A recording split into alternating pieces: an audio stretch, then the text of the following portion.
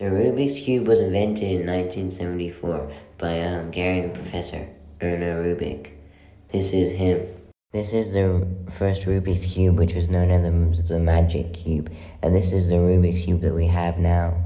In 1980, the Ideal Toy Company bought the Rubik's Cube, and that's when it was renamed to the Rubik's Cube. These were the first ever Rubik's Cubes to be sold. In 1982, the first ever Rubik's Cube world record was set by Min Tai from the United States in 22.95 seconds, which isn't great to today's standards.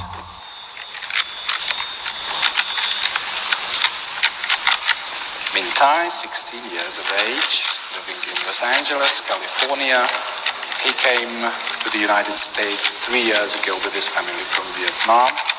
He first saw the cube in June 1981 and sold it within 7 days of purchase in under 2 minutes.